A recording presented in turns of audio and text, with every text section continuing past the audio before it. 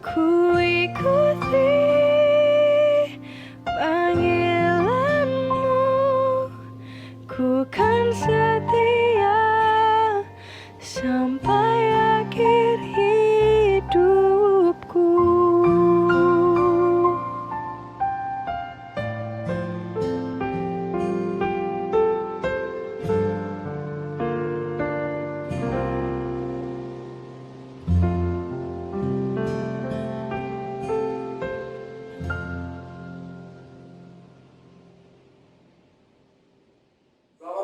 Shalom, Jemaat Evangelism dimanapun saudara berada. Kami percaya dan terus berdoa saudara dalam pelindungan dan pemeliharaan Tuhan sampai hari ini. Renungan firman Tuhan hari ini berjudul Kehendak Allah di Masa Kesukaran, di mana amanat renungan yang saudara bisa pegang adalah keputusan untuk mengandalkan Allah dan menjadi saksinya di masa kesukaran adalah kehendak Allah bagi orang percaya. Mari kita baca firman Tuhan di dalam Yesaya 60 ayat 1-2. Saya bacakan.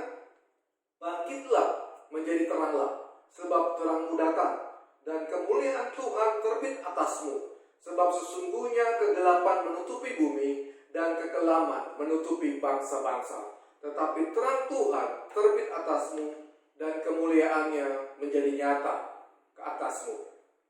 Ada dua tema besar di kitab Yesaya. Yang pertama adalah kumpulan nubuatan-nubuatan Nabi Yesaya kepada bangsa Israel tentang penghakiman Allah karena kehidupan bangsa Israel yang terus berdosa dan memberontak pada Tuhan, sehingga Allah mengizinkan mereka dikalahkan oleh Asyur dan Babel dan mereka menjadi tahanan, saudara. Mereka ada dalam pembuangan selama 70 tahun. Dan yang kedua, tema utama yang besar adalah bagaimana pengharapan akan masa depan bangsa Israel setelah mereka kembali dari pembuangan di Babel. Akan tetapi, pasal yang ke-60 adalah lanjutan dari tema yang kedua. Bagaimana pada saat bangsa Israel pulang kembali ke Yerusalem, mereka dalam keadaan lemah. Mereka dalam keadaan putus asa. Mereka dalam keadaan letih. Dan mereka tidak punya pengharapan. Bahkan mereka tidak bersemangat lagi untuk menjadi umat Allah, walaupun Allah melakukan perbuatan yang besar. Bahkan mereka tidak mempercayai lagi kepada janji-janji Tuhan. Di pasal 60 ayat 1-2, Allah hendak mengingatkan kepada bangsa Israel bahwa mereka perlu bangkit dan menjadi teranglah. Mereka dijanjikan bahwa ada seorang Mesias yang Allah utus untuk memulihkan mereka dan memakai mereka untuk menjadi berkat bagi bangsa-bangsa. Pasal 60 ayat 1-2 adalah kehendak Allah untuk bangsa Israel untuk tidak mengandalkan kekuatan mereka, tapi mereka mengandalkan kekuatan Tuhan, mempercayai janji-janji Tuhan. Begitu juga dengan keadaan sekarang ini, saudara. Mungkin kita sedang mengalami kesulitan, kesukaran yang besar. Kita melihat, bahkan kita mendengar begitu banyak pengamat yang mengatakan kesukaran yang kita alami, ada kesukaran yang belum pernah dialami, dan kesukaran yang besar. Tetapi satu hal, kita harus percaya, apapun yang sedang kita alami saat ini, Allah tidak menghendaki kita menghadapi kesukaran sendiri, dan Allah tidak menghendaki kita untuk hidup dalam keputusasaan dan kelemahan. Mari kita belajar firman Tuhan di pasal 60 ayat 1-2 kitab Yesaya. Sebenarnya apa yang dialami oleh bangsa Israel pada saat mereka diizinkan Tuhan untuk menjadi budak di pembuangan selama 70 tahun. Kita bayangkan, saudara, saat mereka tidak taat, mereka terus hidup dalam dosa, mereka hidup dalam pemberontakan dan pemberontakan. Allah mengizinkan mereka untuk menjadi budak bagi bangsa-bangsa lain. Menjadi budak bukan suatu hal yang mudah, saudara. Pada saat bangsa Israel dikalahkan, Yerusalem diruntuhkan, mereka mengalami kehilangan orang-orang yang dikasihi. Mungkin orang tua mereka, pasangan mereka, anak-anak mereka, mungkin keluarga dekat mereka. Betapa sangat menyedihkan bagi mereka. Bukan hanya itu saja,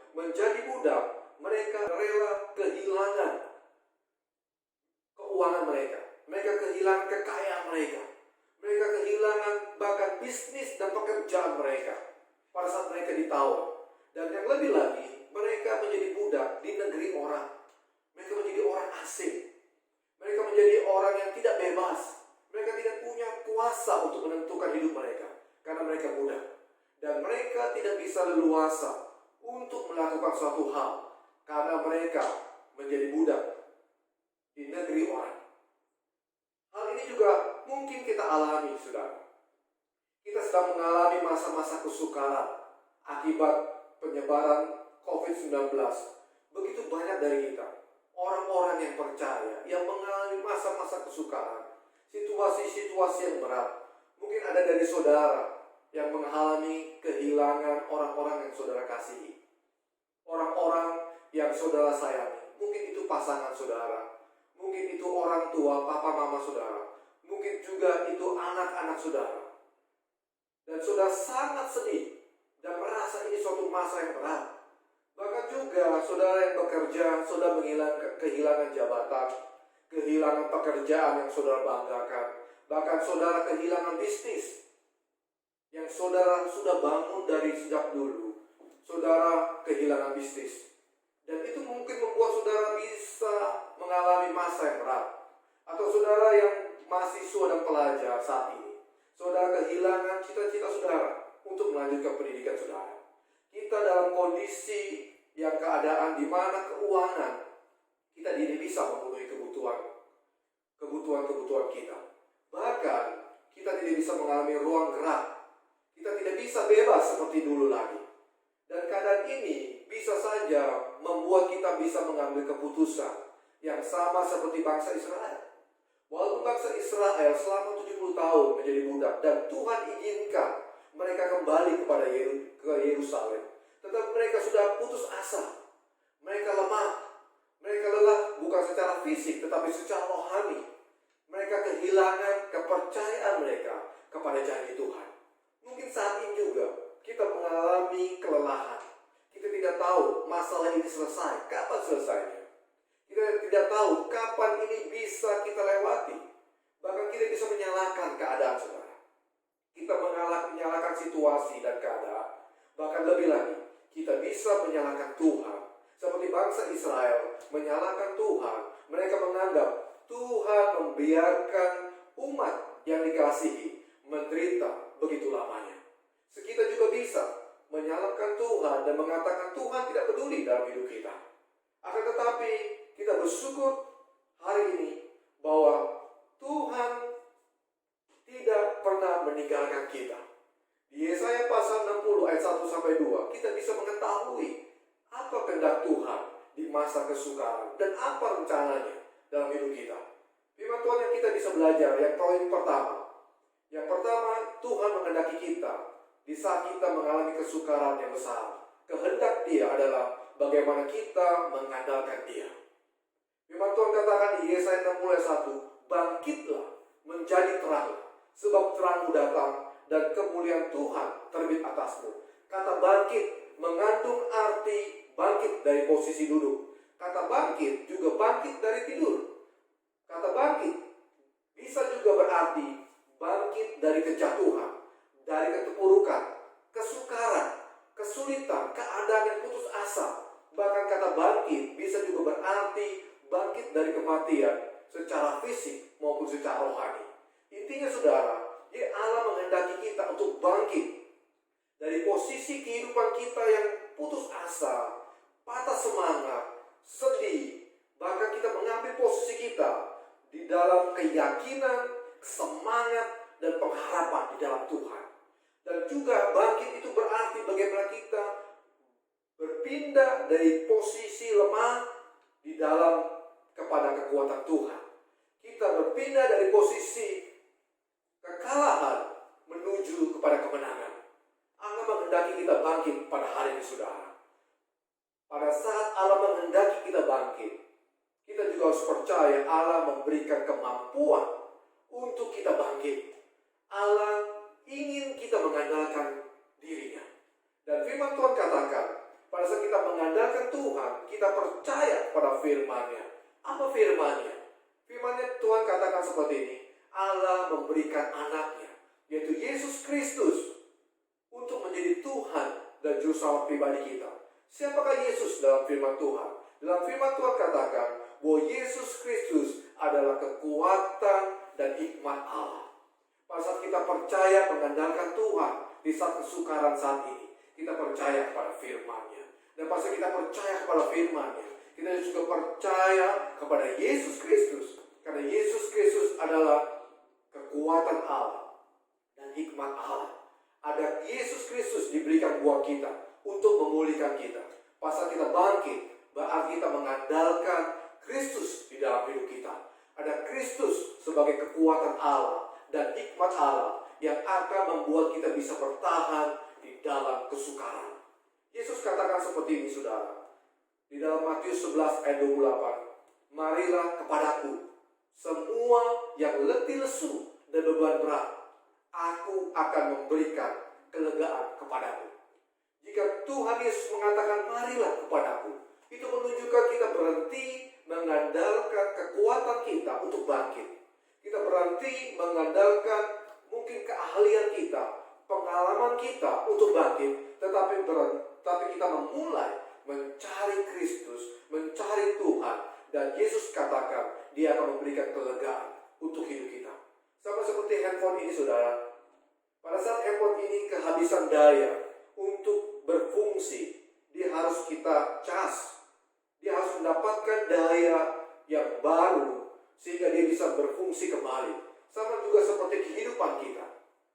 Hari ini Allah menghendaki kita untuk bangkit, untuk mengandalkan Kristus di dalam hidup kita. Karena Kristus adalah kekuatan Allah dan hikmat Allah untuk kita bisa mengatasi setiap kesulitan, untuk memulihkan kita sehingga kita bisa bersikap benar di masa kesukaran kita. Yang kedua, Allah menghendaki kita untuk menjadi saksinya. Dalam Yesaya 60 ayat 1, bangkitlah menjadi teranglah. Sebab terangmu datang dan kemuliaan Tuhan terbit atasmu. Allah tidak hanya menghendaki kita untuk bangkit dengan mengandalkan kekuatan dari Kristus. Allah juga menghendaki jika kita sudah mengalami kasih Kristus, mengalami kuasa dan kebenaran firman Tuhan dalam hidup kita, kita mengalami terobosan dalam masa kesukaran, kita mendapatkan kekuatan di masa kesukaran, kita mendapatkan hikmat sehingga kita mengerti kehendak Tuhan di masa kesukaran. Dia juga menghendaki kita untuk kita menjadi saksi begitu banyak orang. Begitu banyak orang yang percaya saat ini, yang mengalami kesukaran. Tetapi begitu banyak orang-orang yang belum percaya di sekeliling kita, melihat apa respon kita, apa keputusan kita di saat situasi keadaan yang berat, suatu kesusahan yang kita alami. Dan mereka menunggu apa respon kita. Dan Allah menghendaki pada saat kita mengerti, kita perlu mengandalkan Tuhan untuk bangkit keluar dari masa-masa kelemahan, dari masa-masa putus asa, dari masa-masa kesedihan, mengandalkan Kristus yang memberikan kelegaan buat kita. Kita juga bisa memberitakan kasih Kristus kepada orang-orang sekitar kita. Menjadi teranglah berarti begitu banyak kegelapan di sekitar kita yang membutuhkan terang dari kita. Menjadi terang berarti kita perlu melakukan tindakan. Kita perlu mendatangi mereka. Kita perlu menceritakan kasih Kristus di dalam kehidupan kita. Karena kita adalah Israel rohani yang sudah dipulihkan oleh Kristus. Dan melalui kita, semua bangsa akan menerima menjadi berkat bagi orang lain. Mari saudara, di masa kesukaran ini ada kehendak Tuhan dalam hidup kita. Bukan saja kita berputus asa dan menyalahkan diri kita, menyalahkan Tuhan, menyalahkan sekeliling, tapi kita mau bangkit dengan mengandalkan Tuhan.